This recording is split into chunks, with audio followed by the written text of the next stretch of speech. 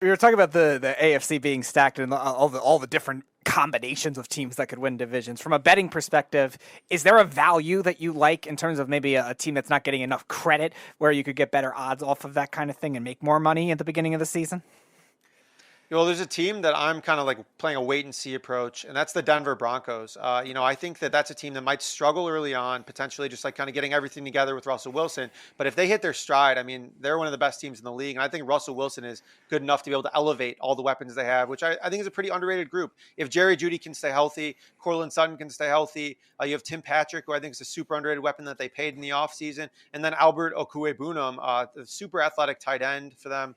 I think that all those guys really can mesh with Russ and potentially be pretty lethal offense. And then defensively, that added Randy Gregory should be able to get a little bit more pressure on the quarterback. So I think that the Broncos are lethal, and that if you waited a little bit, right now you're looking like 10-1 at PointsBet is probably the best odds. I don't think that's bad, but I think you could probably get a little better odds if they stumble at all during the season, which obviously their schedule is pretty tough playing in the AFC West as is. The NFC East is very interesting because that could be the worst division in all of football now. And who would have thought that when over the years you had the Cowboys that were pretty good, not great, the Washington football team, now the Commanders, whatever they call themselves. They have Carson Wentz now. They have a couple of good weapons, wide receivers. They just signed their wide receiver. They could be decent this year. Who knows? The team that really stood out so far this offseason is not the Giants. We know the Giants are probably the worst team in that division. It's the Philadelphia Eagles. The Philadelphia Eagles had A.J. Brown. Jordan Davis is a beast of a man. You put him over there. You brought back Brian Cox. I mean, this is a good defense. Their secondary was weak going into last year. They added some secondary help in the draft and some free agents. Bradbury, yep. Yes. So what are your thoughts to the Eagles this year? They were a playoff team. They could be even better this year. They could be one of the best teams in the NFC. Oh, yeah. So I actually, from the get-go, as soon as the draft, I hit their over win total, which was at 8.5. It's now 9.5. Still lean over there. You can also bet them to win the division at plus 200. Absolutely. I think that that's a great bet. That's still one of my best bets probably on the board. You mentioned all the great additions they made. Right now they have projected like one of the top pass blocking offensive lines in the league. They bolstered their defense. And I think to your point, I think that they have a better roster than the Cowboys at this point. I think and the Cowboys win total is 10.5 and they're favorites in the division by a little bit here. I think that the Eagles are very capable of winning and I like them too. They also have the benefit of having a pretty soft schedule, like one of the top 5 softest schedules in the league. So I think that this is a good spot to buy some Eagles futures. The Cowboys never make the playoffs in back-to-back years either, so they'll find a way to go 8-1 or something like that and just miss out. So I wanted to ask, I saw on your Twitter you do a little bit of fantasy content as well in addition to your betting. So is there a guy that you think could be a very big sleeper for them this year? Maybe the big time, who's the Cooper Kupp of last year, maybe for other positions. That was not a big time. We knew Cooper Kupp was a good player. Yeah, but he was like a 6th, 7th round pick. And is is there anyone you think of being that guy? Well, Cooper Kupp, what are you talking about? For fantasy? Fantasy, yeah. He was a 6th or 7th round projected wise, yeah. Really? Mm-hmm. Last year. I obviously wasn't aware of that. I mean, seriously. So any guys that you think could be that guy for fantasy this year? Yeah, so I think that kind of something we just mentioned here, and in the same vein, I think that drafting guys like Courtland Sutton or Jerry Jeudy, also like Kupp, getting that quarterback upgrade from Jared Goff to Matthew Stafford in Denver, that's from Drew Lock and whatever bums they've been rolling out to now Russell Wilson. Like Russell Wilson has been dishing some of the most efficient targets over his entire career. If you look at completion percentage over expectation and EPA combination, he's like the 6th best since his rookie year. Last year he was like 5th before his injury, and so I think that he's going to make a big difference there. So I think those are two buy lows. I guess they're not really sleeper. They're going like middle rounds. They're like 4th, 5th, 6th round most of the time. But a guy that if you want to look like deeper down the board that I really like this year is a guy, Chase Edmonds. So, I know you mentioned that you're not in Miami, and to some point it looks really, ambiguous. They have Raheem Mostert, they have Sony Michel, they have Chase Edmonds. But the reality is they paid Chase Edmonds 6 times the amount that they paid Sony Michel or Raheem Mostert. Myles Gaskin's going to get cut. They can cut him for $20K in dead cap, whereas he's owed $2.7 million if he's on the roster. And so Edmonds, and neither of the other two guys can catch passes. So Edmonds is going to catch passes. PPR league, he's got a safe floor. And then, if he does get some of that early down work, which I think is very possible, he was actually last season had the highest yards per carry in zone blocking running plays. And as you know, San Francisco, Mike McDaniel, they ran a really high rate of zone running plays. So he's a great fit for the system.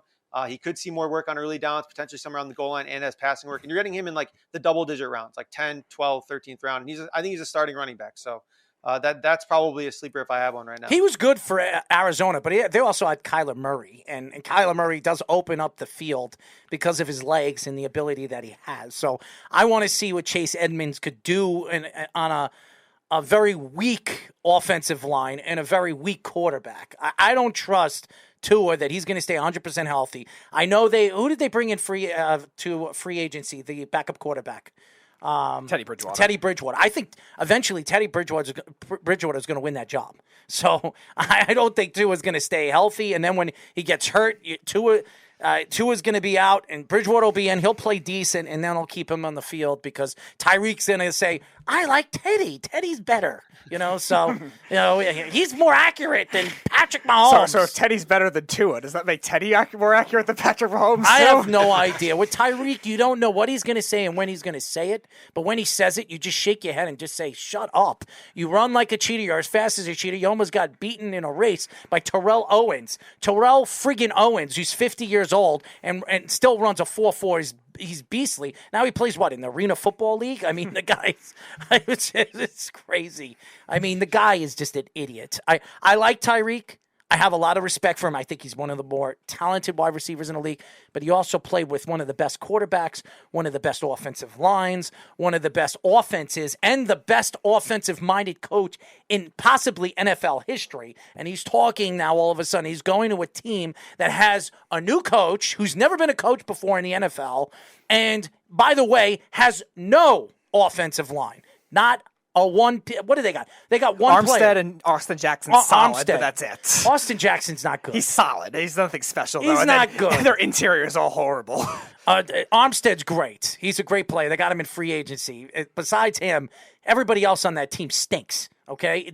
They stink. And when they play teams that can get to the quarterback, you're going to see Tua running for dear life. But anyways, we are talking to 4for4 football sports betting manager, Connor Allen. Connor, okay, so we're looking throughout the whole league, all right? Right now, if I put a gun to your head right now, who do you have coming out of each division? Oh, man, that's tough. Okay, so we'll go with right now, if I had to pick, I'm going to go with probably the Tampa Bay Buccaneers out of the NFC. Mm-hmm. And I'll go with the Chargers out of the AFC. I think that on paper they have the best roster at least or one of the best rosters. It's easy to pick the Bills. I think the Bills would be a fine pick as well. But if we want to go a little bit further on the board, get a little bit frisky there, I think that the Chargers are in a good spot. Just overall, they made some good additions in free agency. I believe in Justin Herbert. I think that he showed plenty of potential as well. It's just a matter of whether they can stay healthy. I don't know how it happens, but every single year they happen to have some of the most injuries to their offensive line or their defensive line. It's been pretty consistent throughout multiple coaching staffs, training staffs. I don't know if it's the grass that they've been playing on or anything, but still it is something else. So I think on paper they're a solid look, and I'd probably lean towards the Bucs, but I guess there is some concern about, without Chris Godwin, I think is probably going to potentially start on the PUP list or, have a slow start to the season. But they did add Russell Gage. I think that he's a unique addition, was able to perform pretty well, even with on a pretty bad team there. And obviously no Gronk hurts a little bit too, but I think at the end of the day, Brady's good enough to figure it out with the weapons that he has there. So my last question, one bold fantasy prediction and one bold, I would say strategic betting prediction, one value that you really like, either a player or a team, could be anything. All right. We'll start with fantasy here. I'll go with, so I would, if possible, I would draft Lamar Jackson in every league, just because of his rushing upside. I think they're going to get back to the ground game. They signaled that in the offseason. They traded away Marquise Brown. I think you're going to see him back to just being an uber efficient rushing attack. Their defense, obviously, they were actually last season one of the most injured teams in NFL history, according to Football Outsiders. Games lost by their starters. And so, you have a lot of those guys returning. They made some good offseason additions. I think Lamar's maybe not going to go crazy or anything, but I think that he adds enough with his legs that he's a great pick. And he's going really, 6th, 7th round. You used to see him in the 2nd round, 3rd round. So I think that's a great pick there for fantasy. In terms of betting here, So I think a player prop that I just took here is one that I like is Ryan Tannehill. I took his under on his passing yards, actually. It was at 3,700.5. You're looking at that. I mean, he barely got over that last season without Derrick Henry being able to run the ball for half the season. They lost A.J. Brown. Now they're rolling out, 30-year-old Robert Woods coming off an ACL, and Treylon Burks, who, as I mentioned, was not really performing in minicamp at all. I think that even if both of those guys are healthy and like completely fine back at their A games, you're looking at this being like a 50-50 proposition. And like I mentioned here, with Henry back, we have him projected for 3,500 passing yards. So I think that an under there, if he gets injured, you win your bet. If Malik Willis starts, you win your bet. If I think there's a non-zero chance of that too if he's not playing well. So, that's another look there if you want to take one of my bets. Ryan Tannehill stinks, okay? That also. He stinks, okay? And I would bet anybody that guy's probably going to lose his job before the season's end. They have nobody to throw to. Unfortunately, I feel bad for the Tennessee Titans because they had their chance to win the last 2 seasons. They just choked. They absolutely choked. And I think the team to look at this year, because I think Kyler Murray is looking for a big contract. He's been they gave him Marquise Brown, his best friend. I mean, they want to make him happy, so they gave him his best friend. I know Hopkins could be out for 6 or 7 games because he got suspended. Who would have thought he's doing steroids or human growth hormones, whatever he's doing? But nevertheless, it's football, not baseball. So I think that team, when they get to full strength, I think they're very talented. And I think that he's going to prove everybody wrong for what happened in the playoffs last year. By the way, they did lose against the LA Rams, who, by the way, won the Super Bowl last year. So I don't know why everybody keeps saying, well, Kyler, he didn't look good. It was his first playoff appearance. So I don't expect a guy to just walk on the field. Lamar Jackson, was he good his first playoff appearance? No. Eli Manning was shut out. Josh Allen, was he good in his first playoff appearance? No. I mean, come on. Patrick Mahomes? Yeah, well, Patrick Mahomes, he went to a team that was just all around talent. Travis Kelce, Tyreek Hill. I mean, he has running backs galore every single year. I mean, they had Hunt there when he was a rookie. I mean, it's not fair, when you have a guy like Patrick Mahomes. But nevertheless, I think it's very interesting. Last question for me, man, before we let you go. You look at the league this year, and there's a lot of interesting stories that are going into the season. When you look at one team in particular that you think is just going to be a complete bombshell of what they were last year, who would it be and why? Ooh. So you're asking me like which team I think is going to absolutely collapse this year, fall apart when everybody thought what they did last year was fantastic and they're going to be even better this year. What team is just going to completely collapse this year, which we see every single year? Oh man, I think that the answer here is I don't know. I think there's 2 potential answers here in terms of teams that were good last year. That the Titans, I think, are a very clear example of something we just talked about there.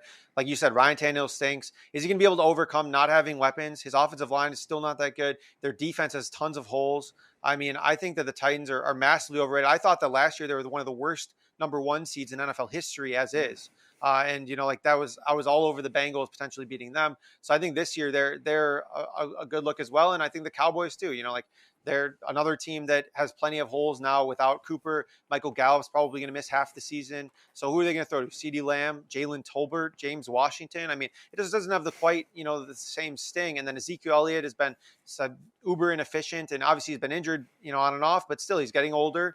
And I think Tony Pollard's good, but they just don't seem to want to use him like they do. I mean, they just signed Zeke for more money. So I don't know. I think those 2 teams both could regress big time. It's actually interesting. We mentioned that the Titans were very overrated. We actually had Aaron Schatz on the show, who's an AP writer, and he's an MVP voter. He actually was saying that his analytic tracker had them as the worst number 1 seed in NFL history. Really? Yeah. Wow. Well, the team that I think is going to take a step back from last year is the Buffalo Bills. They lost their offensive coordinator. Josh Allen has his lean-on guy that has really developed his skill, and he wasn't the same quarterback when he came into the league. I think he's definitely going to have to figure things out himself, and I think he's going to take a step back. And I don't think this defense is as good as they were last year. They lost a lot of veterans in the offseason. They brought Von Miller in, but we'll see if Von Miller could actually stay healthy for the amount of money that they paid him.